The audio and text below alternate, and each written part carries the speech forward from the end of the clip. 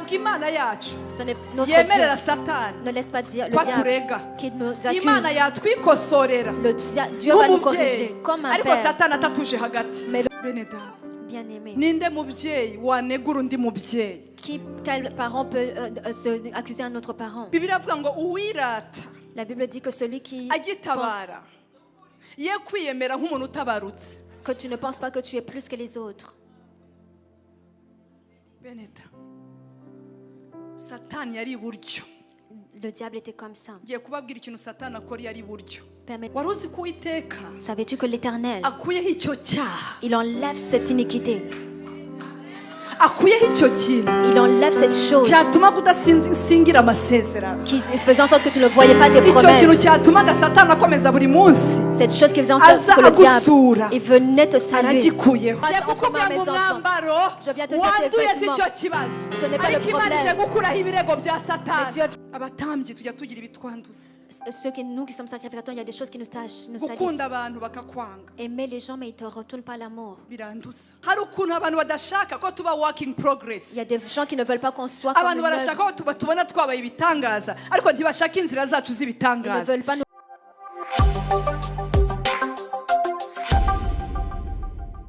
Pawulo yaravuze ngo icyo nahawe n'umwami Imana kumenya nicyo nabahaye. Paul a dit, ce que j'ai reçu, c'est ce que je vous donne. Nanjye ndashaka gutanga icyo nahawe n'umwami Imana. Je veux aussi donner ce que le Seigneur m'a donné. Nanejejwe n'iyi sale nziza. Je suis reconnaissante pour cette Hari belle ukuntu salle. ari nziza Est-ce que quelqu'un ku reconnaît que buryo c'est beau? ibiri hano ndiho ndabirebera hariya. Ce qui est ici, Hari je le ukuntu vois ndi devant. kwireba Je me hariya vois. hirya mwe ntabwo mwabibona ntimurangare. Ne soyez pas distraits. Ibintu byafashe indi ntera. C'est- Aha hantu ni heza koko. Ici, c'est très beau. Ubu muzi ko ibyo bitambaro mwicayeho ari bya Women Foundation Ministries tutabikodesheje. Savez-vous que ces nappes, ça vient de Oya Naomi? ntabivuze naba ntatikuye neza vuga ngo amina cyane. Dis Amen. Amen vuga ngo Women Canada ntabwo bisubira i Kigali nibyo iki ntabijyane. Iki ntabijyane n'ibya hano. Bwana sifiwe sana. Amen. Turashimira Imana koko. Nous remercions le Seigneur. Yes, nakunze ukuntu rero hariya hari upper room. Wampa kwicara muri upper room ariko. Si je pouvais m'asseoir dans le upper Bari room, abantu bicaye muri upper room Les ariko gens- muri VIP koko mwikomera amashyi abantu bari hariya. acclamer pour ceux qui sont là-bas.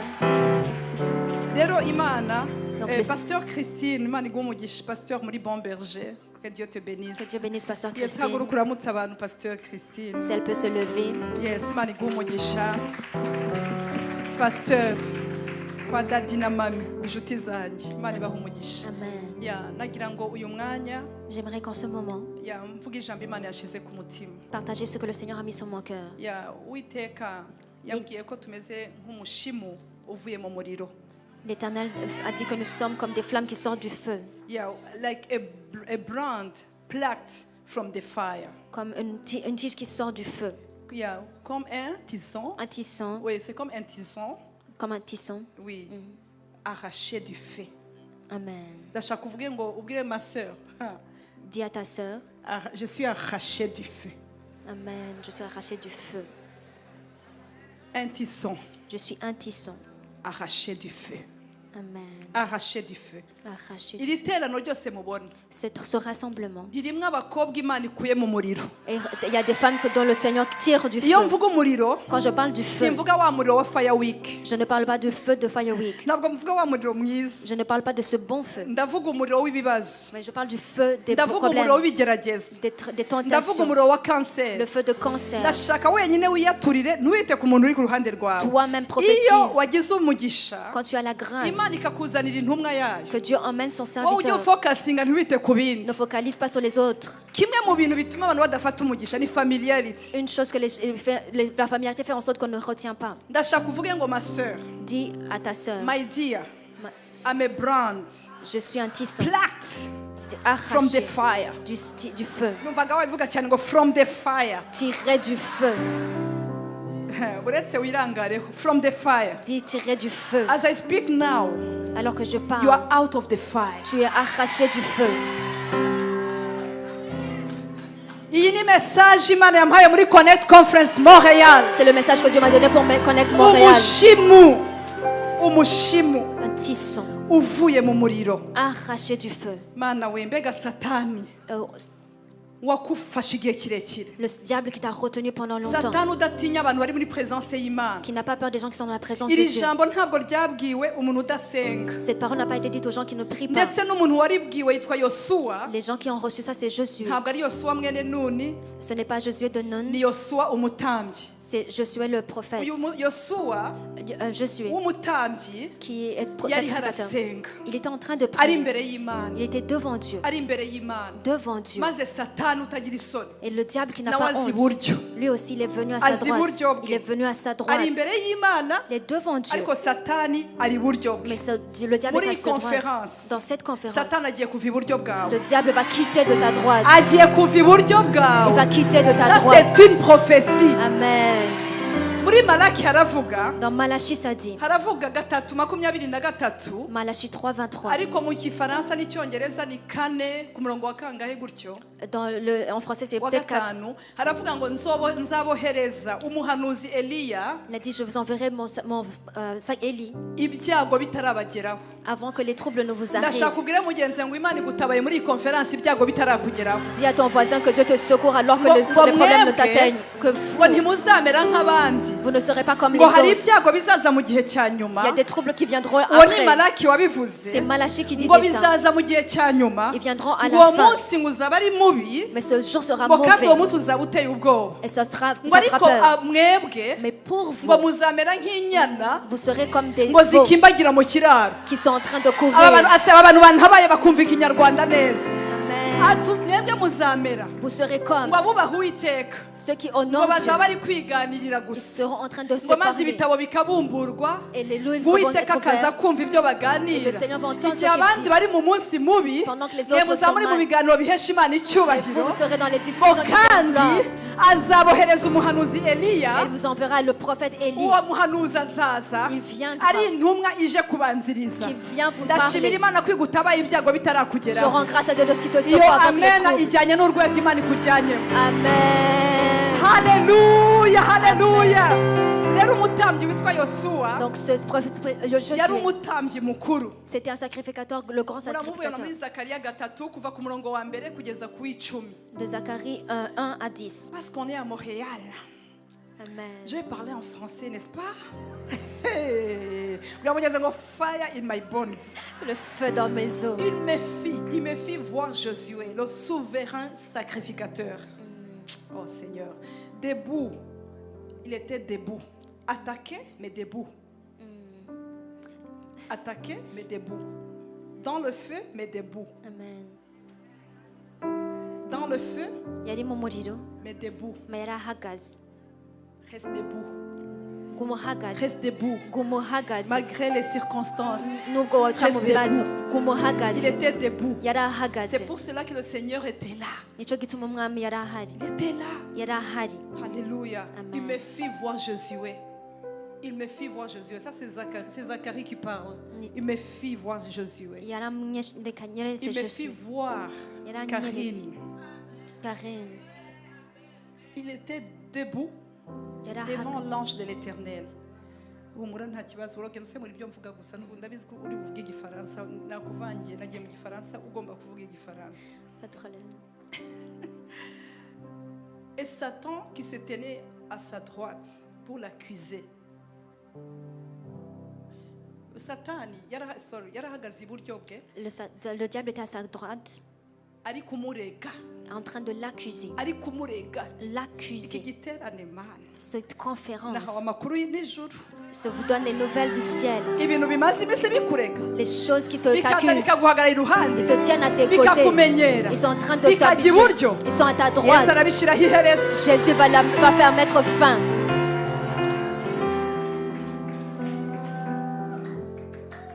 Il était là Yari ahari. pour l'accuser. Wenda usemura ibintu ntugire ikibazo kwakiza ni nko kurega ntubyumva akame mu kinyarwanda cyangwa ikirundi Kirundi. ntucyumva agende akuze Kumurega. kurega ni gute mu kirundi Kumurega. ni kimwe imagine toi Seigneur Jésus umva gato ndaza kubivuga mu kinyarwanda. L'Éternel dit à Satan que l'Éternel te réprime Satan que l'Éternel te réprime. Lui qui a choisi Jérusalem.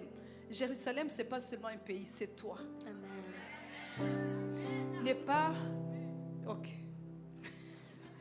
uwatoranyije Yerusalemu nshobora no kubisemura biri mu gifaransa nta kibazo. Uwiteka aguhane Satani aguhane kuko yatoranyije Yerusalemu, yarahatoranyije. Ese uyu mugabo ntameze nk'umushimu uturutse mu muriro? Ku murongo wa 3 Verset 3. Yosuwa yari atwikiriwe n'imyenda yanduye, nta byago nko kuregwa. Hanyuma Satani yaza kukurega agasanga harimo akantu kabisa kakuregamo nawe. Quand le diable vient t'accuser, il trouve quelque chose. Dis Dis à ton voisin, des fois le diable trouve quelque chose. Il y a des fois, le diable vient t'accuser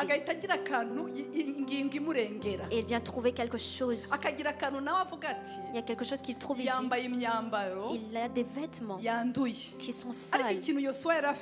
Une chose que Jésus avait, même s'il avait des vêtements sales, il se tient devant Dieu. Il y en a d'autres qui ont des vêtements sales. Mais nous, ce n'est notre Dieu. Ne laisse pas dire le diable qui nous accuse. Le Dieu va nous corriger comme un père. Mais le diable ne vient pas au milieu de nous. Le diable ne va venir au milieu de nous. Il ne va pas se tenir entre toi et ton Dieu. Le père ne va pas accepter que le diable se tienne. L'Éternel, il a trouvé. Même si cet homme, il avait des vêtements sales, il n'a pas venu en disant qu'il a des vêtements sales. Il voulait d'abord. L'affaire des vêtements, c'est très peu. Il a dit, l'Éternel, qu'il te corrige, que l'Éternel te corrige, que l'Éternel te réprime. Là où tu vois l'ange dans l'Ancien Testament, c'est le Seigneur Jésus. Il est venu dans cette conférence. Il vient dire au diable que l'Éternel te réprime. Pourquoi est-ce que tu t'habitues à Marie-Claire? Tu cherches quoi à Ingrid? Le linge sale se lave en famille. Amen. Le linge sale, le linge dans la famille. Qu'est-ce que tu cherches, le diable? Sors d'abord, on va s'arranger. Mais sors d'abord. Quitte de ma droite entre moi et mes enfants. Je viens te dire tes vêtements. Ce n'est pas le problème. Mais Dieu vient enlever les accusations du diable. Si je suis un tison qui sort de feu, l'Éternel te sort des problèmes. Il te sort de ce feu. Il te sort de cette pauvreté. Il te sort de cette maladie. Il te sort de la douleur du divorce. Il te sort de ces problèmes. Alléluia. L'Éternel a regardé. Il a dit, lui, il est comme un tisson. Un tisson arraché du feu. Il n'est pas une personne normale. Il a été dans le feu, il a été tenté, mais il a tenu. Les problèmes, il est resté ferme. Mais aujourd'hui, il est comme un tisson arraché qui sort. Il est marqué du feu. Il est marqué du feu. Lui, ce feu, dans 2027, ils ne vont pas le reconnaître. Le feu du célibat, ils ne vont plus le voir. Le feu de la... Il est en train d'enlever. Amen. Alléluia. Yo ndasuhuje abantu bari Kigali bene data muziko bateraniye ku Kimihurura. Je salue les gens qui sont Mureke au Yesu abaha umugisha. Nabo nibajye online. Yes. Bwana sifiwe. Amen. Ariko muri intwarane sha mwebwe. Haleluya. Amen. Yesu ashimwe cyane. Amen. Reka mbavuge neza. Laissez-moi vous parler. Arangije aravuga ngo. Il a dit. Aravuga ngo.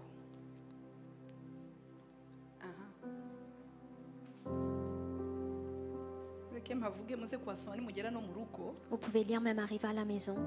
Il ne se tenait debout devant l'ange. L'ange prenant la parole. Dit Jésus prend la parole. Et dit à ceux qui étaient devant lui. ôtez-lui les vêtements sales. Puis il dit à Josué, vois, vois. Vois. Il a dit à Josué, regarde d'abord. Le problème que tu ne regardais pas, mais vois. Regarde Josué. Regarde. Je vais voir. Amen, je vais voir. Est-ce que tu es prêt? Vois. Ange akora déclaration. L'ange a déclaré. Aradéclare. Aravuga ngo dit à Josué, vois, je t'enlève ton iniquité. Icyambere wowe ushobora kubona wambaye umwambaro wanduye. Ariko ikibazo si uyu mwambaro usanzwe. Toi tu vois un vêtement sale, mais le problème c'est pas le vêtement. Ukuyeho ibyaha. Mais je t'enlève l'iniquité. Wari uzi ko Uwiteka Savais-tu que l'Éternel, akuyeho icyo cyaha. il enlève cette iniquité. Akuyeho icyo kintu. Il enlève cette chose cyatuma kudasingira amasezerano. qui faisait en sorte que tu ne voyais pas tes Icyo kintu promesses. cyatumaga Satani akomeza buri munsi. Cette chose qui faisait en sorte que le diable il venait te saluer. Aragikuyeho. Il enlève. Arangije aramubwira ati Et il lui a dit, nkuyeho gukiranirwa kwawe. j'enlève ton iniquité. Ndashaka kukubwira ngo hari igihe J'aimerais te dire qu'il y a des fois, ibihe bikuremera les problèmes sont durs ugasigara ucumura mu mutima. et tu commences à pécher dans ton cœur. Arangije aramubwira ati ndakwambitse imyambaro y'ibirori. Il a dit, je te revais Niyo d'habits de mpamvu fête. nashatse gusoma mu zindi ndimi kugira ngo babyumve. Je t'habille Je les te, vêtements de fête. je te revais d'habits de fête. Amen. Ndashaka kubwira mugenzi ngo les vêtements de fête. Dis à ton voisin, vêtements de fête. Oya ndagusomesha ibyanditswe mpaka uti les vêtements de fête. Vêtements de fête. Ntabwo wabivuze cyane les vêtements de fête. Vêtements de fête. Ariko murabona kameme nyowe itoro rya Montreal navuga igifaransa cyinshi. Amen. Ndashaka kudebera mugenzi ngo vêtements de fête. Vêtements de fête. Yes. Alléluia. Amen. Gloire à Dieu. Imana ko ari nziza. Ninde bakunda ibyanditswe nkanjye. Qui aime les Écritures comme moi? Les vêtements. Je t'enlève ton iniquité et je te revêt d'habits de fête. Amen. Verset 5. J'ai dit qu'on mette sur ta tête un turban pur. Un turban pur. Ndashaka ngo ngiye kwambara igitambaro kitanduye. Tu vas porter un turban pur. Un turban pur. Amen. Kubera ko ufite turban royal. Uri umuntu Imana igiye kwambika. Tu es quelqu'un que Dieu va revêtir. Mbere yo kukwambika imyambaro. Mais avant de te revêtir, gukureho gukiranirwa. il va d'abord enlever l'iniquité. Narangiza akwambika igitambaro kitanduye cyo kwera. Et après, il va te revenir d'un turban pur Kitanduye. qui n'est pas taché. Et il lui mire de vêtements. L'ange amwambika imyambaro. Et l'Éternel fit une déclaration. Ni kuvuga ngo amaze kumuhindurira amubabariye amaze kumwambika ahita akora déclaration ku buzima bwe. Après l'avoir purifié et il va déclarer. Arangije aramubwira ati Il a dit, nugendera mu nzira zanjye ngiye kubisemura ntacyo. Akora déclaration aramubwira ati ainsi parle l'Éternel des armées, si tu marches dans mes voies et tu observes mes ordres. Quand Dieu te pardonne, toi aussi fais ta part. Tu garderas mes parvis. Amen. Tu jugeras les personnes. Tu jugeras ma maison et tu garderas mes parvis. Et je te donnerai, alléluia, libre accès.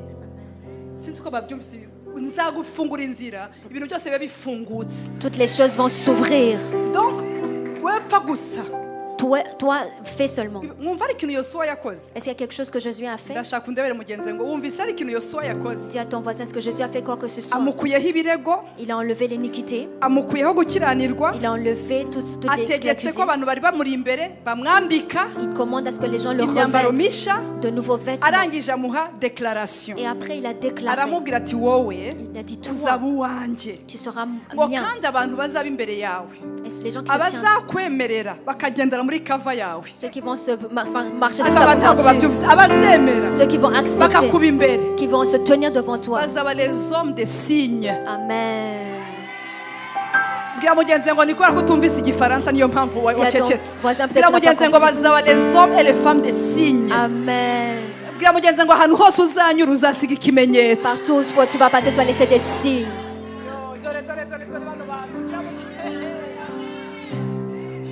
Mama ndafashijwe cyane mbariza mugenzi ngo niba utumva igifaransa waje Montreal gukora iki ko ton voisin si tu comprends pas le français qu'est-ce que tu es venu faire? Alléluia. Amen.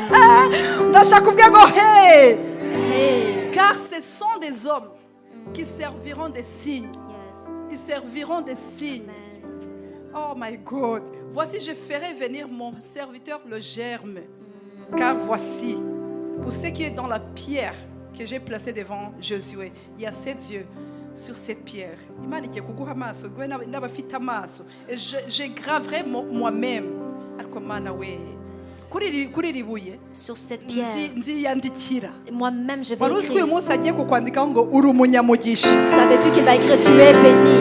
Bwira mugenzi ngo imigisha Imana igiye kuguha muri connect. Dis à ton voisin les Il bénédictions est que tu vas te gravé, donner. gravé. C'est gravé. ariko bwira mugenzi ngo c'est grave ariko mwambabariye. C'est gravé. Ariko bariya abantu numva dukundanye bariya bari hariya. Ceux qui sont là-bas. Haleluya. Yesu ashimwe. Amen. Rero nigisha. Pendant que Iri je- jambo ryabaye risha mu buzima bwanjye. Cette parole est devenue nouvelle dans ma Ni vie. bande bazi yuko Satani ajya aregana mwuka abyaramo Qui sait que le diable accuse kandi agakoresha abantu. et il utilise des gens. Kubera ngo ni ukucyatsa ngo uriya ni umudiyakoni ngo ariko ngo minyona yagorwa ra. Et il est là, il est en train de dire oh, Already wowe uri mushiki wa Satani ko waje kurega abantu. pourquoi tu es venu accuser les gens? Wowe uri kurega abantu urumva sa Tu es en train de faire ça.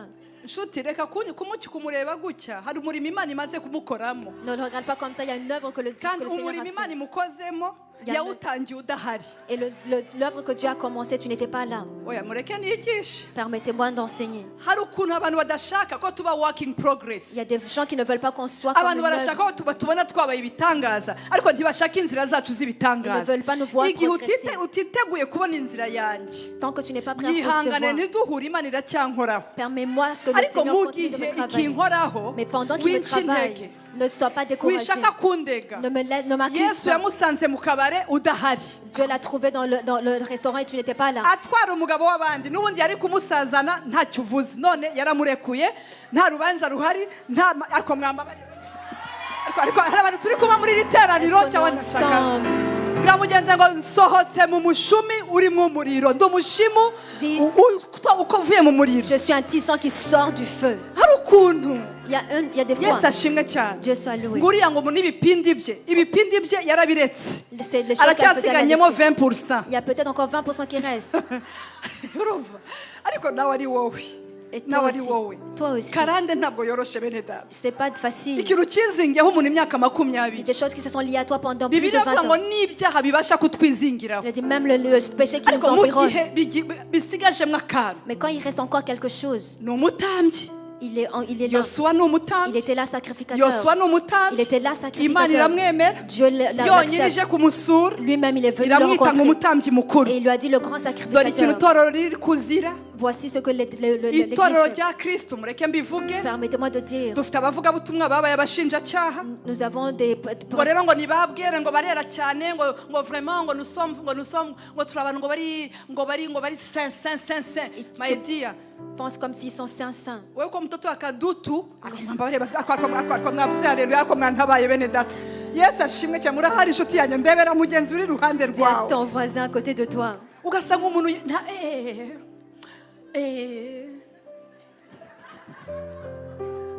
Yesu ashimwe cyane Amen. haleluya Amen. ugasanga buri munsi uri mu iteraniro ufite amasujipe y'abantu Chaque fois tu es là, nguriya tu as ngo des ijipo ye choses. irabonerana aho kugira ngo wumve ibyo Pawulo ari kwigisha uri muri sujipe Au lieu d'écouter ce ariko que nigishe l'apôtre dit. sinigishe bene data Mais est-ce que j'en peux enseigner? nigishe sinigishe Est-ce que ndashaka je peux kumva abantu turi enseigner? kumwe Amen. vuga ngo imana insohoye mu muriro Dis que le Seigneur te sort du feu. igusohoye mu muriro w'amagambo Il te sort du igusohoye feu de mu parole. muriro Il te wabagutegaga iminsi ngo uyu mwaka ntuzawurangiza Ils étaient là en train de dire que tu ne vas igusohoye pas mu finir muriro l'année. Il te sort wa du feu. cyamunara igusohoye mu muriro Il te sort du feu. w'amadeni Tes dettes. igusohoye mu muriro Il te sort du feu. ye baba we wabavuga atari kuri yose azabyara bikunde Je te disais, oh, abantu ugiye kubatahana muri kino tu vas giterane recevoir tes enfants dans cette wavugiye conférence. haleluya cyane Amen. igusohoye mu muriro Il te sort du feu.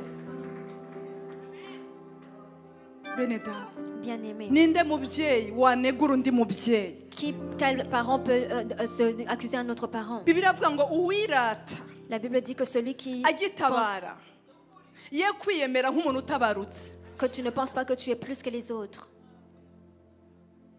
beneta satani yari iburyo Le diable était comme ça. ngiye kubabwira ikintu satani akora iyo ari iburyo Permettez-moi de vous dire qu'est-ce que le diable fait Bibiliya quand il est à yatubwiye ngo droite. umutambyi yari ahagaze satani ari iburyo. La Bible nous dit qu'il se tenait et le diable était à sa droite. Ikintu satani akora iyo agumye iburyo Quand il reste à ta ni droite, ukugira ngo umunyamasengesho acike intege, c'est pour que la personne qui prie manque de force. ni ukugira ngo abantu bahamagawe Que ceux qui sont appelés babivemo. abandonnent. Iyo satani ahagaze iburyo Quand le diable se tient à ta si kuvuga ngo droite, yosuwa yari mu byaha, ntabwo wenda ari mu byaha, Josué n'était pas dans les péchés, ariko umwambaro we mais son vêtement wari wanduye. était sale. Birashoboka ko bawanduje C'est possible que toi aussi tu as des vêtements mu sales. murimo w'Imana. Dans l'œuvre de Dieu, Ibyanduza umuntu birahari. les choses qui nous tâchent, il y a beaucoup. Abatambyi tujya tugira ibitwanduza, Nous qui sommes sacrificateurs, il y a des choses qui nous tâchent, nous salissent. gukunda abantu bakakwanga Aimer les gens, mais ils ne te retournent pas l'amour. biranduza, Ça salit. biranduza. Ça salit. Gutrustinga abantu bakaguhemukira Tu fais confiance aux gens, mais biranduza. ils te déçoivent. Ça salit. Abakaguteruye Ceux qui devaient te soutenir, bakaguta hasi ils te laissent par terre. biranduza. Ça aussi, ça salit. Ibyanduje Yosuwa Ce qui a sali Jésus, ntibishobora kwanduza Minyoni. ça peut ne pas salir Mion. Satani ahagaze iburyo. Mais le diable se tenait à Ni droite. kangahe dukorera Imana Combien de fois nous servons Dieu ariko Satani ahagaze iburyo, alors que le diable se tient à ta droite? akakwibutsa Et il te rappelle, Minyo mignonne, ko wavuze ubutumwa, tu as déclaré la parole. wowe ibyawe byarakemutse. Est-ce que toi, c'est réglé? Noneho Satani akakongerera n'ababikwibutsa ko bitarakemuka. Et le- Nta kintu kibi nko gupfa ijisho ukagira n'abakubwira ngo ryarapfuye. Il n'y a rien de malheureux qu'avoir quelque chose de mal et que les gens te rappellent que c'est mal. Satani arababaza, Le diable fait mal. Satani ababaza abagenzi, Le diable fait mal, bien-aimé. akakwibutsa Il te rappelle igihe wasengeye abandi. le nombre de fois tu as prié pour les autres. Ibisubizo byawe birihe? Où sont tes réponses? Urata igihe, Tu perds le temps. akakwereka tablo Il te rappelle, te montre ce tableau. y'ibitagenda mu buzima bwawe, Des choses qui ne vont pas bien dans ta vie. akakwereka amasengesho Il te montre les prières wasenze que tu as faites, ariko adakora mu buzima bwawe, mais qui n'agissent pas dans ta vie. kuko Satani ahagaze iburyo. Parce que le diable se tient à ta droite. Muri Zaburi Dans Psaume 109 ku murongo wa 6, 109, verset 6, ahangaha ngo araza agafunga. il est venu, il a fermé. Satani ni Satani Satani. aravuga ngo Ça dit, umutwarishe, mubyumve, Zaburi 109 ku murongo wa 6 ngo umutwarishe, urumva, umutwarishe umunyabyaha, ngo umurezi, urumva, umurezi ahagarare iburyo bwe. Najya gusenga akajya kuri women, akajya muri connect, wiyaranje umurezi ahagarara iburyo bwe. Murabyumva, yagiye muhumure. il est parti. Ndashaka ubwire umuntu mwicaranye ngo umurezi ntabwo azongera guhagarara iburyo bwawe. Dit que l'accusateur ne va plus se tenir à ta droite. Iyi ni prophecy ikomeye, ni ijambo nahawe C'est n'Imana, une parole que j'ai reçue de Dieu. ni ijambo nahawe n'Imana. C'est une parole que j'ai reçue de Dieu. Ibi bintu byo guhora, reka mbabwire, uyu mwaka nta mbwa zizatumokera. Cette année, il n'y a plus de chien qui va se moquer de nous. I'm here, ndabivuze, nta mbwa izakumokera. Je suis là, je le déclare. Iburyo, À ta droite. iburyo, À ta droite. iburyo, À ta droite. ngo mumutwarishe umunyabyaha. Bivuga ngo umunyabyaha ari mu rusengero, ni umudiyakoni, ari harakorera Imana, ari haritangira umurimo w'Imana, ariko umunyabyaha mumutwarishe. Il est là, il sert le Seigneur dans Ngo l'église. umurezi ahagarara iburyo bwe, nacirwa urubanza asohokera umutsinzi. Murabyumva, ari muri presence y'Imana, ariko nacirwa urubanza asohokera umutsinzi. Il est dans la From présence today, de Dieu. À partir d'aujourd'hui, ikanzu yahindutse. ton vêtement change. Usohotse mu muriro nk'umushimu. Tu sors du feu comme un tisson. Ndashaka kuvuga ngo I'm a brand plucked from fire. Si je suis un tisson tiré du Bivuge feu. cyane ngo iyo ni prophecy yawe. Ça, c'est ta prophétie. Umeze comme un tison, Amen. un tison qui sort du feu. Yes, amen. Arraché du feu. Arraché. Arraché du feu. Amen. Ugiye gutemwanya muri iki gihe kiri imbere. Tu vas témoigner dans les Bavuga jours à ngo venir. jyewe arraché du feu. Dire que tu as été Hari umuriro arraché nari du feu. ndimo, J'étais dans un feu. nararaga ndira, Je mvuye pleurais. kubwiriza, J'allais ariko prêcher. igitanda cyanjye Mais mon kigiye lit kuba igitanda cy'amashimwe. Va devenir un lit pour les actions de grâce. Ndashaka kumva amina y'abakozi b'Imana baje gusenga. Haravuga ngo iminsi noneho nimumutwaza namurega, Alors qu'il est en train de l'accuser. nakomeza kumurega, S'il continue de musoma l'accuser. hakurikira ngo gusenga kwe guhwanywe n'icyaha, aze ashakishe mu masengesho ye akuremo icyaha. qui trouve le péché dans Se sa abantu bariho prière. baranyumva ra? Est-ce que vous m'entendez? Umurezi, Celui qui accuse, l'accusateur, azaza yumva uri il gusenga viendra entendre que tu mu pries. masengesho uri Et gusenga dans tes prières, ajya kuramwa icyaha. il va trouver le péché. From today À partir d'aujourd'hui, ntazongera gukora icyaha mu il ne masengesho va plus usenga. trouver le péché dans tes prières. Haravuga ngo iminsi yo kubaho kwe ibe mike. Que ces jours soient peu nombreux. Ndashaka kuvuga ko umugambi w'Imana ni ukubaho igihe kirekire. J'aimerais te dire que le plan de Dieu, c'est que tu vives longtemps. Umugambi w'Imana Le plan de Dieu, ni uko ibyo ugiye gukora birama. c'est que ce que tu fais va prospérer. Umugambi w'Imana kuri wowe Le plan de Dieu pour toi, ni uko umurimo w'Imana muri wowe ukomera. c'est que l'œuvre de Dieu puisse prospérer. Rero en toi. nta gukenyuka biri muri gahunda y'Imana. Ça ne fait pas partie du plan de Dieu que tu Ariko abandonnes. umurezi ngo iyo yaje Mais quand l'accusateur vient ngo agahagarara iburyo, et il se tient à ta hano droite, muri Zaburi 109 haravuga ngo agahagarara iburyo, ici dans Psaume 109, il dit il se tient ngo à sa agahagarara droite. iburyo, Il se tient à la droite. ngo ikintu akora Ce qu'il fait, araza il vient akagutsindisha mu et il masengesho, vient te convaincre dans ta ta agafata prière. amasengesho yawe Il prend tes akagenda prières yarobanuramo icyaha. et il vient prendre des Niyo mpamvu péchés. Yesu C'est pour cela que Jésus yabwiye Simoni Petero a dit à Simon Pierre ngo Satani que yagusabye le diable t'a kugira ngo réclamé akugosore, pour qu'il puisse ngo ariko te weho mais toi, naragusengeye. j'ai prié pour Ndashaka toi. kukubwira ngo utarasenga Yesu aragusengera. J'aimerais te dire, même quand avant tu pries, Jésus prie Ntabwo pour toi. nabumvise bene data, naragusengeye, J'ai prié pour toi. naragusengeye. J'ai prié ngo pour toi. icya mbere Premièrement, kugira ngo kwizera kwawe pour que ta foi kudacogora. se tienne ferme. Bene data, ntabwo Yesu yaje kuduha imbaraga. Ikintu cya mbere akora ntabwo ari Range Rover guha, Quand la première chose que Jésus vient nous donner, ce n'est abanza pas une agafata Range Rover. kwizera kwawe ntigucogore. Il prend ta foi pour que ça ne te faille Igishoro pas. dufite muri Kristo Yesu ni L'espoir. ukudacogora. L'espérance qu'on a en Jésus-Christ, c'est qu'on ne va pas faillir. Nubona nk'uyu munsi reka mbirateho Comme mu par bantu exemple, aujourd'hui, batacogora ndimo. parmi les gens qui ne vont pas faillir, je suis parmi. Ibi ndabizi ko Satani antinya. Je sais que le diable a peur de moi. Bwira mugenzi ngo kumvira Imana kwawe kugiye kwamamara. Dis que ton obéissance à Dieu va prospérer. Donc ibyo nta alternative. Il n'y a pas d'autre option. Sinshobora kuva kuri Yesu. Je ne peux pas abandonner Jésus. Nta bya none Il n'y a pas des nta affaires n'ibizaza d'aujourd'hui. Même byangura le kuri futur Yesu. qui va m'enlever de Jésus. Amasezerano asohora adasohora Que sinamuvaho. les promesses s'accomplissent So, ou pas, je ne peux pas Satani abandonner. yaje. Donc quand le diable vient, Arabizi ko ntashobora kuva kuri il Yesu. sait que je ne peux pas lâcher So Jésus. ikintu akora Ce qu'il fait, arashaka kundega il veut m'accuser, andegesha utuntu. qu'il utilise des choses pour Ariko uyu m'accuser. munsi Mais nje aujourd'hui, kukubwira ngo Satani je wakuregaga viens te dire que le diable qui t'a accusé, akakurega il t'a accusé. nguriya azavuga Imana Tu gute sais comment il va ngo parler de- byaramunaniye. C'est Ni difficile. Satani byananiye we ntabwo C'est byakunaniye. au diable que c'est difficile, mais pour toi, ça n'a pas. nguriya Lui, ngo yaradivorceje oh, il a divorcé. ngo yavuga imbere y'Imana. Il parle devant Dieu. Ndashaka kubwira mugenzi ngo divorce nta ruhare uyifitemo. Que dis à ton voisin que tu n'as pas de part. dans Ntabwo le divorce. nabumvise ntabwo wagira kubura umugabo ngo ubure n'Imana. Tu ne peux pas manquer le mari et en plus tu Ntabwo manques Dieu. nabumvise bene data, haleluya. Amen. Oya, ntabwo wabura umugabo Tu ne peux pas wakunze tu ne peux pas ngo ubure manquer n'Imana. ton mari et en plus tu Guma manques Dieu. n'Imana. Reste avec Dieu. Ndashaka kugira abantu usimbuka bavuga uti Satani ye kukurega. Dis à tes voisins que le Ngo diable abana ne bari te mu puisse rumogi, plus. Oh, que les ngo enfants abana bari prennent mu rumogi, que les enfants prennent abo des drogues, bana bazaruvamo, que ces enfants vont barere sortir. neza, Ils vont devenir mieux. biteho, bakunde. Ils vont Ni abana bawe. aime-les, ce sont tes Ntiwemere ko enfants. abantu bavuma abana bawe, N'accepte pas ngo que nawe les uvume autres abana maudissent bawe. et que toi aussi tu Ntiwemere maudisses ko tes abagore enfants. b'abanyamasengesho Ne laisse pas que les femmes qui bakuvumira prient abana, vont maudire nawe tes ngo enfants. uvume abana Et bawe. toi aussi tu maudis Vuga tes ngo abana enfants. banje Dis que mes ni abakozi enfants, b'Imana, ce sont des serviteurs abana de banje Dieu. Mes enfants, ni imitwe ntabwo ari ils imirizo. sont la tête et non pas la queue. Ntiwemere ko akanwa kawe N'accepte pas que ta bouche kakuvumira abana. va maudire tes enfants. Ntiwemere N'accepte pas ko bakuvumira umugabo qu'ils vont maudire ton mari. ngo ni umusinzi. Oh, qu'il fait des choses Jya uvuga ngo mauvaises. yaguwe neza ntabwo asinda. Dis qu'il ça va Ariko bien. ntabwo nabumvise bene data, haleluya. ntabwo nabumvise. Ntiwemere N'accepte ko pas bakuvumira umugabo. qu'ils maudissent ton Abandi mari. bahungu bose ntabwo bambengutse. Ce ne sont pas les autres hommes qui Ntabwo sont venus. Ils bambengutse. ne sont pas venus me voir. N'abambengutse n'ababenzi. Même ceux-là qui Ariko m'ont laissé. nemera kabera. Mais j'ai accepté Kabera. Ese tubigire gute se?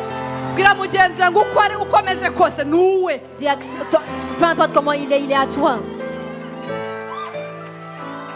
satani uhagaze iburyo Le diable qui araza est à gusohoka droite, muri iri il joro va sortir araza cette nuit. gusohoka muri iri Il joro va sortir cette nuit. araza gusohoka muri iri Il va joro sortir cette nuit. arasohoka muri iri Il va joro sortir cette nuit. ntiwemere N'accepte ko pas ahagarara iburyo qu'il se tienne à ta droite akakuvumira et umuryango qu'il accuse ton, akakuvumira igihugu qu'il maudisse ton pays. haleluya Amen. yesu ashimwe Que Dieu soit njyewe loué. imana yarambwiye ngo guma mu gihugu ukigiremo umurava Dieu m'a dit de sinjya rester dans nemera le pays. dayimoni iva mu rwanda Je n'accepte pas le démon qui vient accuser le niho roi. mbyariye niho ntuye niho ndyama niho mbyukira C'est là où how j'habite, c'est là que je How? demeure. Comment? even canada ujya uyihesha umugisha Même le Canada bénit-le. urayikoreramo uyiboneyemo amadolari uyubakiyemo inzu Tu travailles là, tu vis là. ntabwo ushobora kubona umugisha ahantu uvuma Tu ne peux pas avoir la bénédiction là où tu es en train de maudire. ko mwicare mbabwire bakunda Asseyez-vous, s'il vous plaît. yes nguriya muntu ngo afite ngo amaguru atambitse Oh, ariko cette personne peut-être a des jambes façon. ntabwo ibyo bifite ntuzi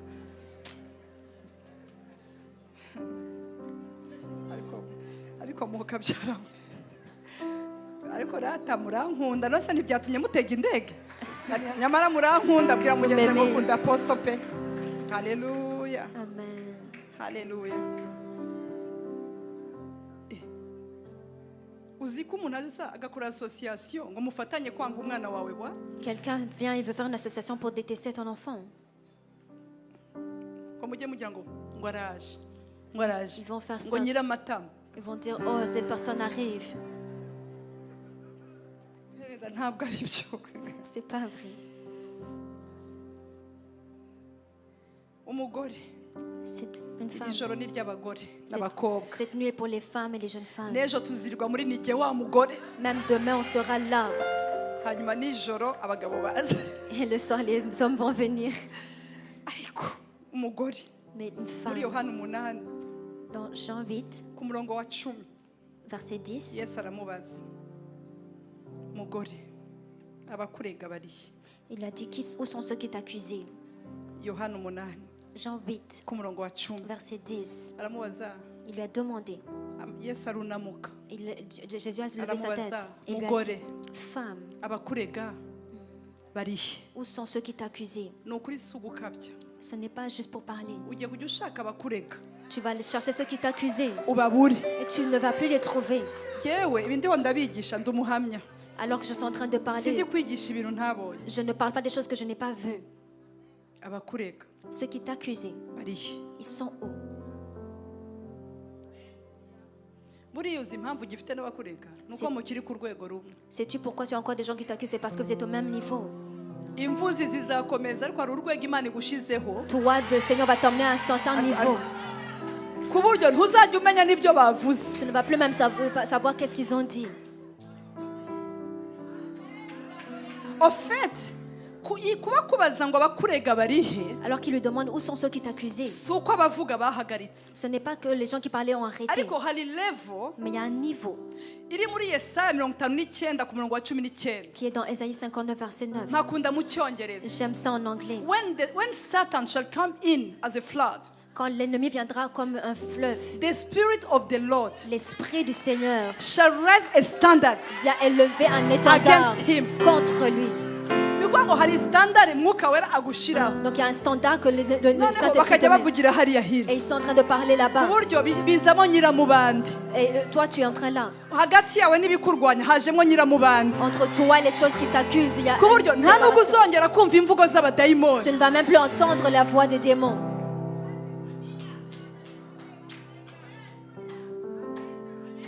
uti namenye gute rero ko nimutse Comment j'ai su que j'avais déménagé?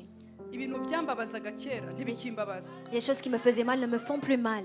bwira mugenzi ngo ni ikimenyetso cy'uko wimutse imana yaguhinduriye umwambaro Dis à ton voisin que c'est un signe que Dieu t'a muraza changé de kubibona vêtements. Tu nta vas le nicyo voir. bizongera kugutwara Ça ne va plus te faire quoi que ce soit.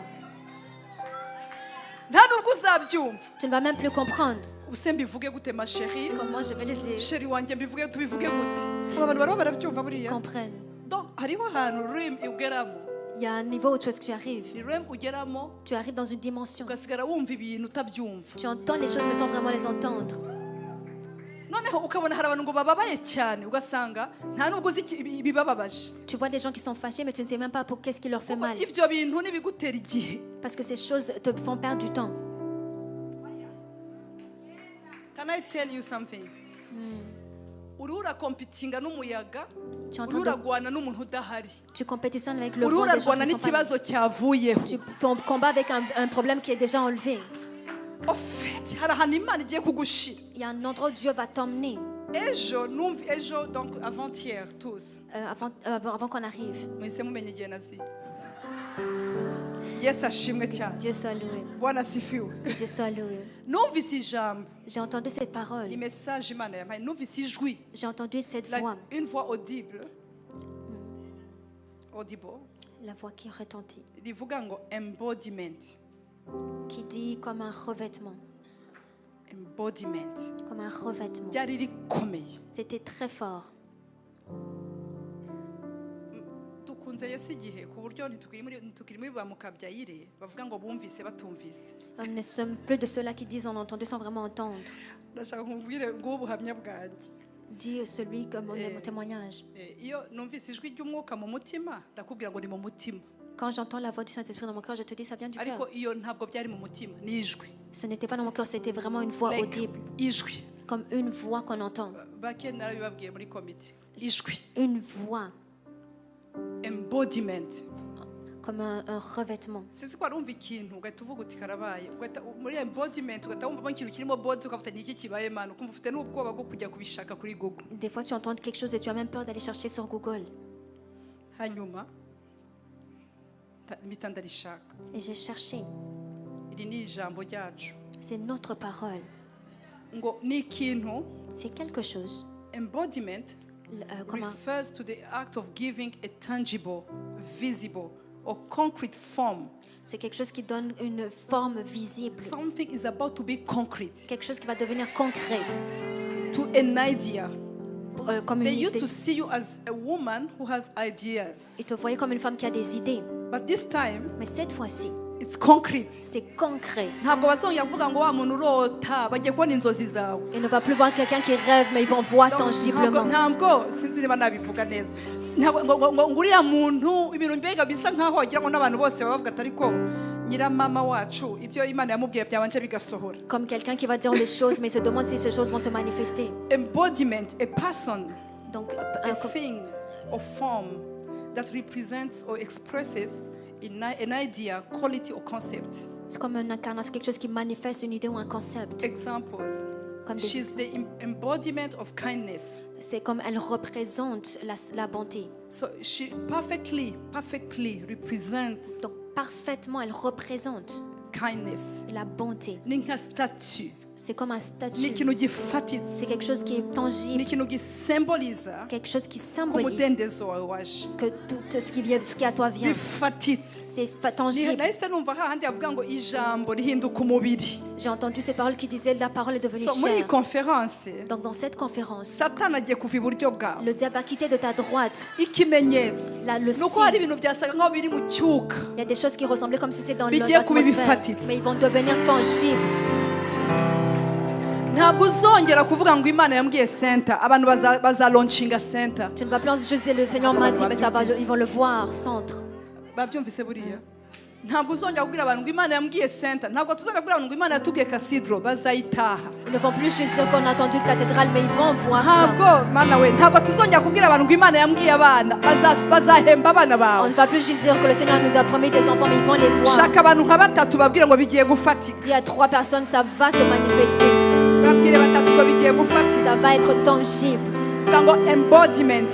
Incarnation. Numvaga basi washaka nkabanga uti embodiment. Dis à quelqu'un, c'est comme Uhanurira uwo concrétisation. mukobwa tubukwe bwawe bugiye gufatika. Dis à quelqu'un, ton mariage va Mubwire être ngo ntabwo ari tangible. fiancé wo mu bitabo. Ce n'est pas le fiancé dans les Oya livres, ntibifatitse. mais c'est quelque chose de Ntabwo ari tangible. akazi k'amasezerano. Ce n'est pas un travail juste dans les promesses, mais c'est tangible. kuko umurezi wa bene data Parce que celui qui accuse les bien-aimés, yajugunywe hasi. on l'a mis par terre. L'accusateur umurezi L'accusateur. byaburiyemo mama ndashaka embodiment incarnation, ntabwo wabivuze cyane embodiment comme la concrétisation, cyangwa embodiment qui est concrétisation. narabyumvise numva wow sinzi niba namwe mumeze nkanjye iyo Imana ivuze ndishima Quand Dieu me parle, je me réjouis. embodiment Concrétisation. Concrétisation. bigiye gufata Ça va tenir. ntibizasaba ko ujya kubwira abantu ngo bene da ngo muzi ibyo Imana yavuze oya bazabibona Ça ne demande pas que tu vas aller dire aux gens ce que tu as dit, mais ils vont le voir. mbabwire era tugezemo C'est l'époque dans laquelle nous sommes. ntabwo abantu bakeneye kubona amagambo Les gens n'ont plus besoin de voir les paroles, bagiye kubona ibintu mais ils bifatitse vont les voir tangiblement. akandi kantu Imana yambwiye Une autre chose que Dieu m'a dit, irambwira ngo bana banjye il m'a dit, mes enfants, mufite ibiryo byiza vous avez de la bonne nourriture nabahaye que je vous ai donnée, ariko muhindure uburyo mubiserva mais changez de la façon que vous le servez. n'ijambo La parole, ni uburyo itorero la façon que riri l'Église, gupresenta ibya Kristo hanze ils sont en train de présenter Christ à l'extérieur. hano Yesu ntabwo yaje ku mubare ungana nk'iyi sare Jésus n'est pas venu comme dans cette époque. arenze aho turi Il dépasse là où nous sommes. arenze aho dusengera buri cyumweru Il dépasse là où nous prions chaque dimanche. arenze aho pasiteri ateranyiriza abantu Il dépasse là où le pasteur ariko turiho rassemble. turafata ubutumwa bwe Mais nous bwiza yaduhaye ubutumwa bwiza Nous prenons l'évangile, la kandi parole ubwo qu'il nous a butumwa donnée. ntibuvangiwe Et ce n'est pas mélangé. ariko uburyo turi kubuserva Mais la façon qu'on est en train de le présenter. ushobora guteka ibiryo byiza Des fois, tu peux bien cuisiner. ariko uburyo ubiserva Mais la façon que tu le présentes, que abantu cela- ntibabirye les gens ne vont pas manger biturutse n'uburyo wabipresanse selon la façon que tu l'as présenté. Imana irambwira ngo Et Dieu m'a dit, minyone mignonne, ndashaka ko j'aimerais que mugabura vous puissiez nourrir. kuko ibiryo narabitanze J'ai donné la parole, ariko muhindure mais changez uko mubiserva la façon que vous le présentez. satani Le diable, ariho araregesha itorero il est en train d'accuser l'Église akoresheje mediocrity y'itorero en utilisant la médiocrité de l'Église. noneho murarakaye ni ukuvuga ngo itorero rifite ubutumwa buri authentique L'Église a une parole authentique, ariko uburyo tubiserva mais la façon qu'on le sert, qu'on le présente, abo hanze les gens de l'extérieur, satani ariho arabakoresha to accuse the church l'ennemi est en train de les utiliser pour accuser l'Église kubera impamvu na strategy tutari gukoresha neza parce que nous n'utilisons pas les bonnes stratégies. ntabwo Yesu yaje Jésus n'est pas venu ngo akwambure ubupfura wahoranye qui t'enlève l'honneur que tu avais. ntabwo Yesu yaza ngo afate ubupfura mama yari afite ngo abugabanye ahubwo afata ubupfura wari ufite akabugira bwiza kurutaho Jésus ne vient pas enlever ce que tu avais déjà, mais il vient le rendre meilleur, plus beau. ariko niba koko Yesu yaraje Mais si réellement Jésus est venu kugira ngo tujye tuvugana ibiryo mu kanwa pour qu'on puisse parler avec les paroles, la ngo nuko nourriture dans la byarangiriye bouche, ku musaraba comme si les choses se sont arrêtées à la croix. ntabwo ari byo C'est pas vrai.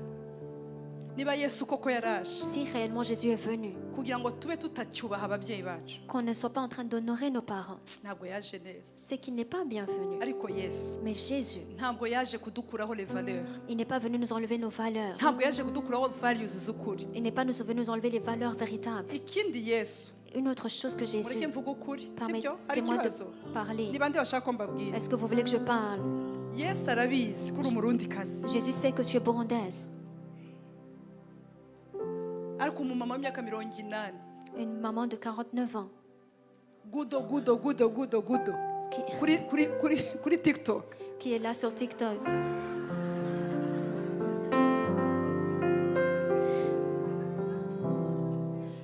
I'm sorry sinzi nawe ndamvuze ibintu Bibiliya ivuga ngo mwahawe umudendezo ariko umudendezo mwahawe ntubu wa kamere Ce que vous avez reçu, que ça ne le devient pas votre nature. Yesu kuko arabizi ko ufite abuzukuru Jésus sait que tu as des petits-enfants.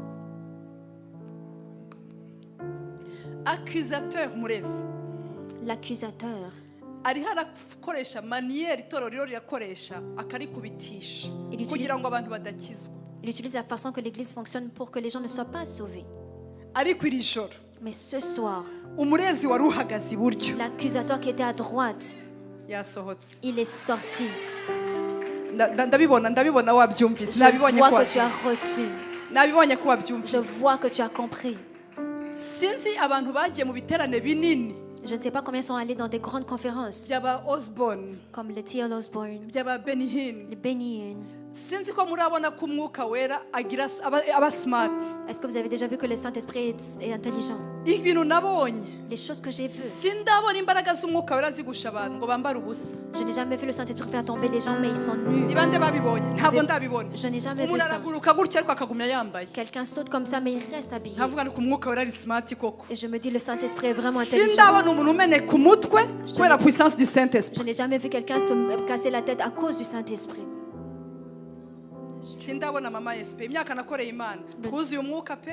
Sindabona umuntu batwaye Faisal Je n'ai jamais vu quelqu'un qui est tombé, qui est parti à kuko yuzuye l'hôpital umwuka. à cause qu'il est rempli du Saint-Esprit. Nimbibabwira nagiye muri mega conferences. Je suis allée dans des Ntabyo grandes ndabona. conférences et je n'ai jamais vu ça. Kubera iki? Pourquoi? Kuko Yesu afite ubupfura. Parce que Jésus-Christ fait les choses Ko bien. mwamvugiye amina cyane ndashaka kumva. Amen. Basi hobera uwo muri iruhande rwa mwa haleluya. Fais à quelqu'un à côté de toi. Haleluya. Amen. Ibirego Satani ari gukoresha. L'accusation que le diable utilise, Ari gukoresha. qu'il est en train d'utiliser, Ni ukuvuga ubutumwa nk'uku c'est de parler de cette prédication. warangiza ukabwira umuntu. Et après, tu dis à quelqu'un Imana irambwiye ngo mpa bitanu.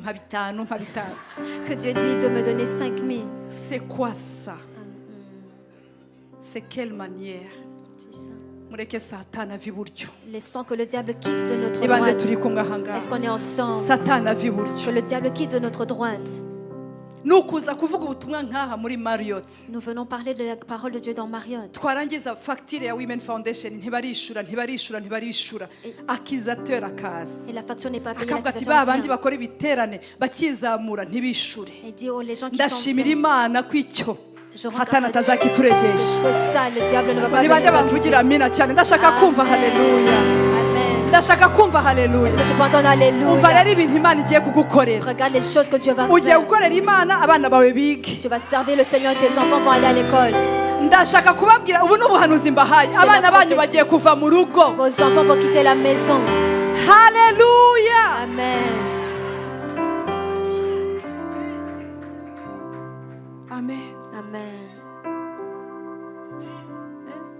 Abazamu Ceux qui gardent mu rugo rwawe. dans ta maison, Ngo ndabwira abo muri Afurika mwe ntabazamu mugira. les gens d'Afrique, Abazamu.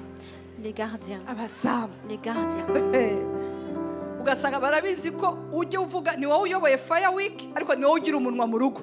Ils savent que c'est toi qui diriges Fire Week, mais c'est toi qui parles beaucoup à la maison. Bakavuga atari kuriya muntu ntitujya tumwumva kwa Apostle Mignonera. Ils disent, oh, est-ce qu'on Ariko n'entend niwe pas chez utuka l'autre? abakozi. Mais c'est toi qui insultes les Turi inzandiko zisomwa n'abantu bose. Nous sommes des livres qui Ibirego sont lus. Satani amaze iminsi aturegesha. Les accusations que le diable Byahiye. utilise, c'est fini. Ndashaka undebere mugenzi muguti ibyo wakoze kera ntibazabikurege Yesu yabihanaguye. Dis à ton voisin que ce que l'ennemi a Abantu utilisé, bakuzi c'est muri fini. Montreal Les gens qui te connaissent à babwire ngo Montréal, nabaye musha ntago nkiri wa wundi. si je suis devenue une nouvelle personne, je ne suis Abantu plus la même. bakuzi mu myaka yatambutse Les gens qui te connaissaient avant, ntibazana ibya kera ngo babikuregeshe. qui n'amènent pas les choses du passé pour Jewe t'accuser. uhagaze imbere yanyu Moi qui me tiens devant vous, nakundaga etaje ya suka. j'aimais. Etaje ya suka ni indirimbo y'Iringara barimbaga bagahita bakubita hano. Etaje ya suka. C'est comme une chanson. N'indi nyine bitaga munsi ya bato elenga imingi nzinzi. No Paul ntaziringara ariko nkiyaranje. Je ne connaissais pas l'Ingala, mais c'était là. Elenga imingi no Paul layo yayo mokopo nini nzambi. Je chantais cette chanson.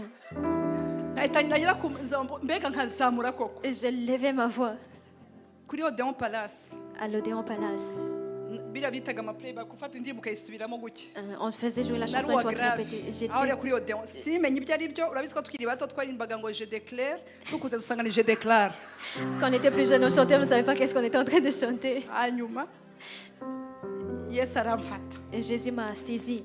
Umunsi umwe Un jour, ngiye muri full gospel j'étais allée au full gospel. ariko nkavuga ni Yesu ntacyo ufana n'abajya kubyina. Njye ntabwo nigeze mbwira abantu nta nubwo njya mbibwo nta munsi n'umwe nigeze mbirivinga ko kujya kubyina ari bibi. Je Nuko n'ai Yesu yambwiye ngo byose urabyemerewe ariko byose ntibifitiye umumaro. je n'ai jamais dit aux Mais gens vous que faites c'est pas mon bien. mari. Jésus a dit que toutes les choses Non, sont permises, d'accord. mais ce n'est pas utile. Umugabo umwe w'umumizirima Un musulman, arambwira ngo ko nakubonye il m'a dit, je t'ai vu hariya là-bas none nka nkubona uri gukubita n'umuziki et hariya je te vois danser là-bas. uba mu bihe. Où est-ce que tu es?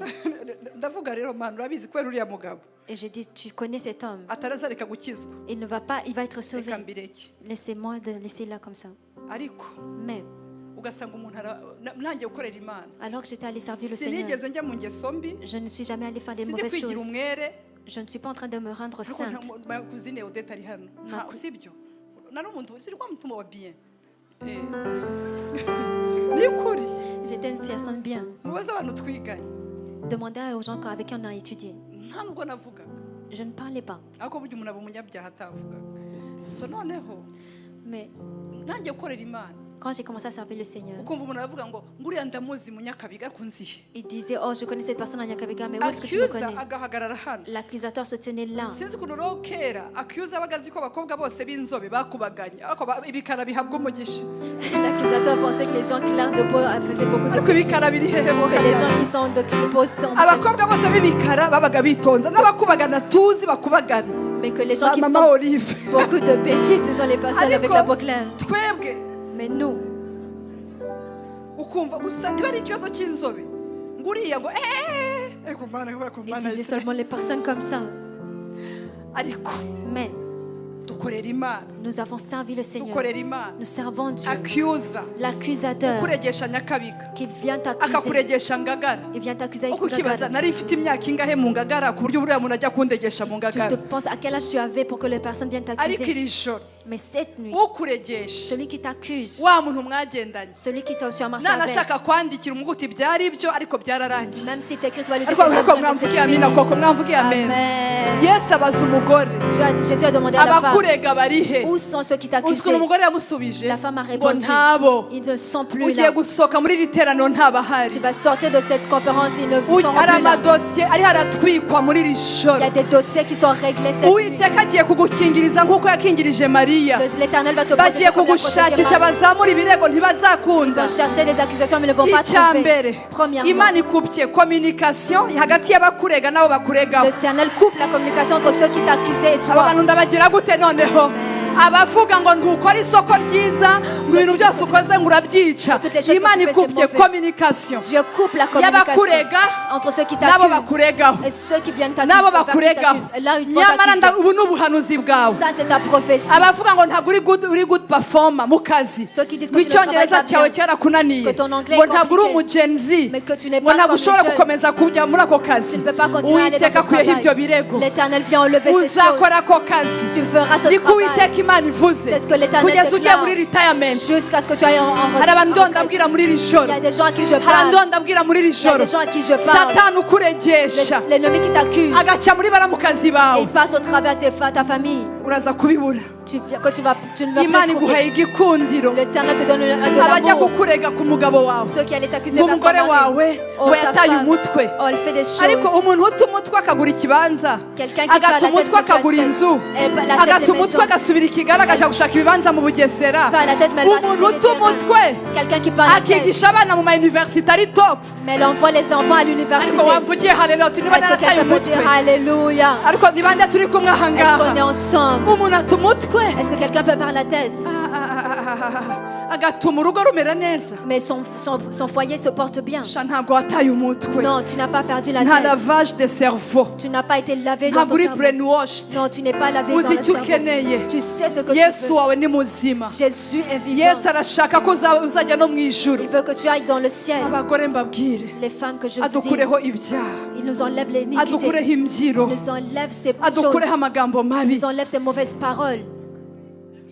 umushuti wanjye Un yarambwiye ati mitabisema de mes amis m'a dit, vitu yananiambia mitabisema juu mi kinywa yangu inasemaka urabyumva bere data umunwa wanjye uravuga ma bouche parle, ariko yesu agiye gukora ibitangaza mais Jésus va se manifester. agiye gukora Il va ibitangaza faire des choses merveilleuses. haleluya Amen. umupasitori yagiye kwigisha ahantu Un pasteur est parti enseigner. hanyuma umuntu aramubwira ngo ibintu byose wigishaga c'est ma belle sœur Et ils lui ont dit, toutes ces choses que tu as parlé, c'est ma belle-sœur. hanyuma belle sœur nawe araza Et la belle-sœur est venue. aramubwira ati ibyo wavugaga byose c'est ma belle sœur Elle lui a dit, tout ce que tu disais par rapport à ma bose bari belle-sœur. muri iryo teraniro Les deux étaient dans la conférence. bene data tureke Bien. kwitana ba mwana Qu'on arrête de s'appeler, mureke dutumbire umusaraba mais qu'on s'accroche à la croix.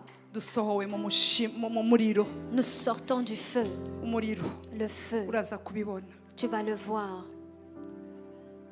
torero Église, kuba depressed no kuba frustrated. qu'on ne soit plus frustré et déprimé. Ntabwo Yesu azadusanga twigunze. Jésus ne vient pas nous trouver renfermés sur nous-mêmes. Ntabwo azadusanga twihebye. Il ne va pas nous trouver désespérés. Hari abantu birirwa bavuga ati Mana ubwami bwawe bwo mu ijuru no buze. Bibiliya avuga ngo buze ni hano. La Bible nous dit que le royaume vienne ici. Hari abirirwa bavuga ngo Yesu ugaruka vuba ntaraza. Bwira mugenzi ngo bana neza ntabwo aragaruka. Ton voisin, Jésus n'est pas encore prêt de revenir. Ntabwo araza. Il n'est pas encore là. Ntabwo aragaruka. Il n'est pas encore là. Wige kubana n'abantu. Apprends à vivre avec les gens. Wige kutaberega bene so. Apprends à ne pas accuser les autres. Wige kubana n'abantu amahoro. Apprends à vivre dans la paix avec les autres. Bibiliya avuga ngo nimwemerane kuko nabemeye. La Bible dit de nous aimer parce que nous, il nous a aimés en premier. Ngo kandi buri muntu abinyunganiziye mugenzi we. Et que l'autre soit comme un encouragement pour son voisin. Ntabwo dushobora gukora umurimo w'Imana On ne peut pas faire l'œuvre de Dieu turi frustrated. en étant frustré. Imana yambwiye Dieu m'a dit, ngo hari abantu bariho barasengera past kandi past yarashize. il y a des gens qui prient pour le passé alors que le passé est déjà passé. Bariho barashaka favor ya past Ils cherchent la faveur du passé. kandi biravuga ngo kuri musohoyemo Et pourtant la Bible nous dit que abari muko mugendera. la vérité, vous avez connu que vous puissiez marcher dans cette Nta vérité. cyuma gihari gikingira umugongo. Il n'y a aucune chose qui protège le dos, Hari icyuma gikingira igituza mais il y a quelque chose qui protège le devant. ni imbere C'est devant, ariko ntabwo ari inyuma. mais ce n'est pas derrière. Nta cyuma gikingira umugongo. Il n'y a aucune chose qui protège le dos. Mwambara icyuma gikingira igituza. Portez la protection qui protège le devant. Acha tusonge imbere. Avançons devant. Imbere ni heza. Devant est mieux. Imana igukuye muri uwo muriro. Dieu t'enlève de ce feu. Imana igukuye mu muriro wa kanseri. Il t'enlève du feu du cancer. Ndumva hari ubudahangagwa hano bw'Imana Je sens la gloire de Dieu mu mutima wawe. dans ton cœur. Ibyo bintu bimaze igihe wihanganye wumva byanze. Ces choses que tu sens comme si ça ne va plus. Uwiteka bigukuye. L'Éternel te les enlève. Wizere. Fais confiance. Wizere. Et foi. Ugiye kuba nka brand. Tu seras comme une marque. Iri plaque of the fire. Une tisson qui est sortie du feu. Birihuta. Ça va se dépêcher. Biraza kwihuta. Ça va s'accélérer. Imana iraza kugukuraho ibintu byose Dieu va enlever toutes ces choses byanduye qui sont sales, bikwanduza qui te salissent, bishaka kwica ubuhamya bwawe. qui veulent salir ton témoignage. Ngiye kukubwira ngo ubuhamya bwawe nicyo kintu cy'agaciro wahawe. Le témoignage que tu as, c'est ce que tu as trouvé, c'est ce que tu as. Sinzi banza bari kubagaburira Peut-être ni sans- snacks ariko ino musonza vuba mana. Vuga ngo amina ni kugira ngo batabisubizayo kugira ngo bano bantu bashaka kubisubizayo babibahe. Amen. Amen. Amen. Amen. Ntibikurangaze gusa babihashire ariko nturangaze. Que ça ne te distrait pas. Kuko ndumva uyu mwanya Je sens que dans ce temps, ngiye kubasengera. je vais prier pour vous. Ngiye kubasengera. Je vais prier pour vous. Ndashaka umuntu uri mu muriro. Que quelqu'un qui est dans le feu, Ndabizi ko mushobora kuza mwese ariko hari umuntu uri mu bihe bikomeye. il y a quelqu'un qui traverse des moments difficiles. Kamvuge gato. Hari umumama Il y a une maman ufite umugabo ukijijwe. qui a un mari sauvé. Biragora nimuza ko dusenga ntabwo kamera twebwe hano igufixa waje. Si tu viens devant, la caméra ne va pas être sur toi. Turabyubaha cyane. Nous honorons ces choses. Ufite umugabo ukijijwe. Qui a un mari sauvé. Iyo umuntu afite umuntu ukijijwe rero Quand quelqu'un est sauvé, abafite abadakijijwe barabasengera ngo bakizwe. ceux qui ont des maris non sauvés, ils prient pour qu'ils soient sauvés. Ariko ufite ukijijwe Mais celui qui a quelqu'un qui est sauvé, iyo ababaye ababara cyane. quand il a mal, il a vraiment mal. Kuko uravuga uti ndasengera akizwe kandi akizwe. Comme tu vas prier à ce qu'il soit sauvé, mais il est déjà sauvé. Hariho ikintu cyitwa kamere Il y a quelque chose qu'on appelle la nature, iba mu kintu cy'abarokore qui est dans ceux qui sont sauvés, kicihisha mu ijambo qui se cache dans la parole, kikaza ari gutsikamira abandi biri mu ijambo qui vient écraser les choses, mais dans ta parole, kikaza kikagufunga. qui vient te lier. Icyo ntabwo kiba mu rugo gusa C'est pas juste dans le couple, dans le kiba foyer, no mu madini. même dans la religion. Umuntu aba mu buzima bwa fiya Quelqu'un est toujours dans la peur akagira ngo ni ukubaha et pense que c'est honoré, ariko ari ubwoba. mais c'est la Ibintu peur. birimo Kristo bibamo umudendezo. Les choses qui viennent sans Christ, il y a la liberté. Urubaha ariko harimo umudendezo. Tu es libre, mais il y a un honneur. Ntabwo ari ukubaha poso ku buryo wumva watinya no gucomoka simbizi ukuntu abisobanura. Ikintu cy'ubwoba kihahamuka. C'est pas honoré, mais tu as cette forme de peur. Rero icyo kintu kijya kiza no mu barokore Et ces choses, nous le voyons dans les gens qui sont sauvés. ugasanga Tu trouves, urihishe tu es ariko uri là, gupfa uri mu muriro witwa idini. tu es caché, mais tu es en train d'être tué par le feu qu'on appelle la religion. bene data iki gihe turi mu era, I'm sorry to say, L'époque dans laquelle nous amatorero sommes, dufite amatorero ni menshi cyane. Nubaza ko Yesu atari kudutuma gufungura amasha, ariho aradutuma kugira ngo tubwirize imitima ikire. nous avons tellement d'églises. Jésus ne nous envoie pas à ouvrir d'autres églises, mais qu'on puisse guérir. ariko muze amatorero ari aha. Est-ce que vous savez le nombre d'églises qu'il y a? Ntabwo naje gufungura irindi wenda nubwo nazaza Imana intumye, Je ne viens pas ouvrir notre église, même si je peux venir si Dieu me demande. ariko naje kugira ngo umutima wawe Mais je suis venue pour que ton cœur wongere ukunda Imana, aime encore le Seigneur. hanyuma ahantu uri Et là où tu es, uhaba unezerewe, que tu vives là en te ukorera réjouissant. Imana wishimye. Que tu te serves le Seigneur en étant fier. ndashaka gusengera abantu J'aimerais prier pour les gens bari ahantu hagoye cyane. qui sont dans un moment difficile. Yesu yaje kukubatura, Jésus est venu pour te sortir. ngwino ngusengera aho waba uri hose. Viens, je vais prier pour toi là où tu es. watera intambwe. Tu peux venir devant.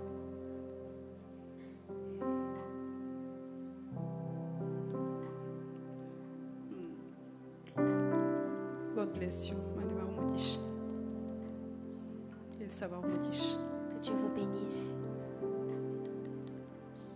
Turasaba kamera zidufashe nk'uko nabisabye. Si les caméras peuvent nous aider. Suka umutima wawe imbere y'Imana. Déverse ton cœur devant Dieu. Urebe ukuntu Montreal mukunda Imana n'ukuri. Regardez comment vous aimez le Urebe Seigneur à ukuntu North Montréal. America, murabona ukuntu ubwiza bw'Imana, murabona ukuntu biryoshye abantu bangana gutya. Est-ce que vous voyez comment les gens qui sont là, Baje gusenga muri iri joro. ils sont venus prier dans cette nuit. Baje kumarana iminsi 3 hano hantu. Ils viennent passer 3 jours ici. What a blessing. Quelle bénédiction. Wow. Ntabwo ushobora gutaha nk'uko waje. Tu ne peux pas rentrer tel que tu es venu. Hari n'ukuri. Ugize neza utera intambwe kuza. Ariko hari n'abandi bagenzi bacu Tu as bien fait de faire ce pas, mais il y en a d'autres de bari nos hari amis inyuma. qui sont en arrière. Birashoboka ko C'est possible baguhaye témoignage. qu'ils t'ont donné un témoignage. Birashoboka ko C'est possible. nigeze kugusengera. Ils ont prié pour toi. Nigeze Que kugusengera. j'ai prié pour toi. Hanyuma ukabona Imana. Tu as vu le Seigneur. Ariko ukavuga uti Imana, Mais tu as dit, Seigneur, narabonye Imana siposa nsengera. j'ai vu Dieu alors que l'apôtre a prié. Hari icyakemutse. Il y a des choses qui sont Ariko résolues. iki noneho kije ari rutura. Mais ça vient comme ça me Kino dépasse. kije kindenze. Ça vient, ça me dépasse. Ni umuriro. C'est le feu. Ariko humura. Mais n'aie Uraza pas kumera peur. nk'umushima uvuyemo. Tu seras comme un tisson qui Ku sort. buryo n'Imana Et même le Seigneur, igiye kuguselebra. il va te célébrer. Ni ukuri. C'est vrai. Kuba utarapfuye. Le fait que tu n'es pas mort, Kuba uyu munsi le ugejeje. fait que tu es encore là, Uzabaho. tu vivras. Uzabaho. Tu vivras. Imana ikugejeje uyu munsi. Alors que l'Éternel t'a amené Uzabaho. jusqu'ici. Nimuze babyeyi, nimuze. Venez. Muze. Alléluia.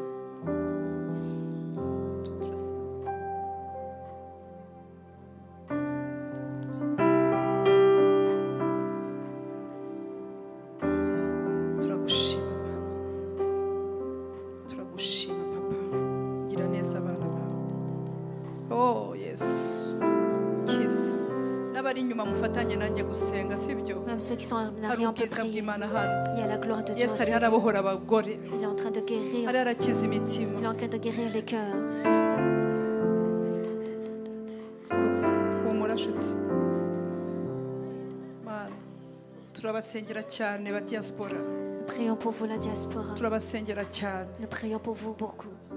Tujya twumva rimwe na rimwe irungu mugira mu mutima. Des fois, nous entendons la douleur que vous avez dans le cœur. Tujya twumva Nous entendons ukuntu rimwe na rimwe biremera, combien des fois c'est lourd. ukuntu bibaremera, C'est lourd pour vous. ukuntu hari igihe wumva ukeneye gusa ihumure ry'umuntu ureba. Tu veux que quelqu'un qui puisse te rassurer. Musigaye muganira na appareil, Maintenant, vous parlez avec des ariko appareils. ukumva ukeneye umuntu Mais tu veux quelqu'un wabwira. à qui tu peux parler. Ukavuga uti Imana, ibi bintu bizagenda gute uyu muriro? Tu te dis, Seigneur, comment ça va se passer avec Bino ce bintu feu? nta muntu ufite nabibwira. Je ne sais pas à qui parler.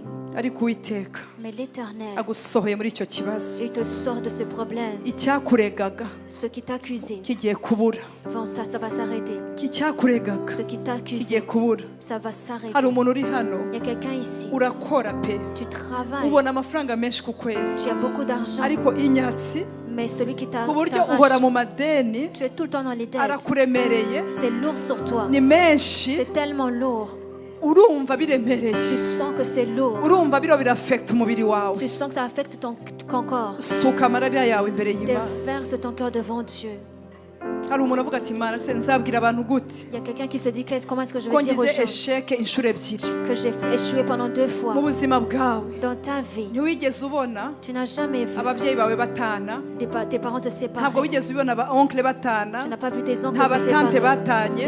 Les tantes ne Icyo se ni sont pas séparées. ikintu cyari kizira, C'était quelque chose qui était interdit. ariko nturi kumva ukuntu Mais tu ne comprends pas biri kwanga iwawe, comment ça se fait que ça ne marche pas biri pour toi. kwanga mu buzima Que ça bwawe. ne marche pas dans ta vie. Ariko humura, Mais tiens, humura, rassure-toi. gutabwa, Ne pas être gutabwa, être eje abandonné, rejeté. umwuka wo gutabwa, L'esprit de rejet, umwuka wo kurekurwa, l'esprit d'abandon. sohoka, Sors, sohoka sors mu izina rya Yesu dans Kristo. le nom de Jésus. Rekura abakobwa b'Imana, Lâche les filles de rekura Dieu. abakobwa b'Imana, Lâche les filles de umwuka Dieu. w'agahinda, L'esprit umwuka de w'agahinda, douleur, l'esprit de rekura abana peine. b'Imana Lâche les mu enfants izina rya Yesu dans le Kristo. nom de Igihe Jésus-Christ. cyabo C'est le temps cyo kwambara de revêtir turban pur, un turban, igitambaro ce cy'agaciro, turban pur, igitambaro cy'ubwami, ce turban de igitambaro royal, cyo kwemerwa. ce turban d'être N'iki accepté. ngiki C'est maintenant mu izina rya Yesu. dans le nom de Jésus. Sohoka muri icyo kibazo. Sors de ce problème. Yosuwa wambaye undi mwambaro musha, Maintenant te donne un nouveau Uwiteka vêtement. kwambuye umwambaro wo gutsindwa, L'Éternel te remet un umwambaro wo vêtement de kunanirwa, victoire, un vêtement, umwambaro wo gutabwa, un vêtement. umwambaro wo gutabwa mu izina rya Yesu Kristo, mu izina rya Yesu, mu izina rya Yesu. Haleluya. Boroga imbere ye. Parle devant Dieu. Tuzava muri iyi sale, Nous allons quitter cette salle. ibibazo byose twazanye Tous les problèmes qu'on a amenés, nta na kimwe il n'y a rien qui va rester. turabisutse imbere Nous y'Imana, les déversons devant Dieu. turabisutse imbere Nous les y'Uwiteka, déversons devant turabisutse l'Éternel. imbere Nous y'Uwiteka les mettons devant mu Dieu. izina rya Yesu Dans Kristo. le nom de Jésus. Haleluya. Oh senderi y'amashetere, urakoze Mana, urakoze Mana. Mana hindura amateka yabo Mana. Change son histoire. Mana ongera ubasure, ongera ubaha akazi Tu leur donnes encore un n'umugabo travail. we, ongera ubikore ku bw'ubuntu bwawe. Fais-le encore selon ta Urakoze grâce. Mana, urakoze Yesu. Niwe baririra, C'est pour toi qui amarira yabo niwe bayasutse c'est imbere vers toi qui déverse leurs mu larmes. izina rya Yesu Kristo. Dans le nom de Jésus. Uyu mugore uruha Cette femme qui est fatiguée imyaka 25 pendant 25 ans, irashize, sa fille, ari wowe ukora wenyine, c'est toi qui travailles seul. ari wowe ukora Il n'y wenyine, a que toi qui travailles. ari wowe ukora Il n'y a wenyine, que toi qui ari travailles. wowe wishyura amashuri, Toi ari wowe wishyura amadeni. qui paye les dettes, qui paye l'école. Ukumbuye ineza y'Imana Maintenant tu veux expérimenter ishobora le monde guca de ku Dieu, bandi bantu. qui peut passer par d'autres personnes. Uwiteka L'Éternel afungura inzira, qui ouvre le chemin. imyuka yose, Que tous les esprits, imyuka yose, tous les esprits, imyuka que yose, tous les esprits, imyuka yose, tous les esprits, imyuka yose, tous les esprits, imyuka que yose tous les esprits iboshe, qui lient iboshe y'akarande, les gens, iboshe, qui lient, iboshe ingo, qui lient rekura lâche kwa jina la Yesu, dans le nom de mu Jésus. izina rya Yesu Kristo, Dans le nom de mu Jésus, izina rya Yesu. Mumbabare hari ubwiza bw'Imana, il y a la gloire, hari ukubohoka, il y a une délivrance, hari il y a ukubohoka, une délivrance, hari ukubohoka, il y a une hari délivrance, il y ukubohoka, a une délivrance, hari il y a ukubohoka. une délivrance. Hari ibintu ndabona bisohoka mu matwi, Il y a des gens il y a des choses Hari que je vois ibiri sortir des gusohoka. oreilles qui sont en train de hari sortir. ibiri gusohoka Il y a une mu sortie izina rya Yesu Kristo. dans le nom de Jésus-Christ. Oh haleluya, urakoze Mwami, urakoze Yesu.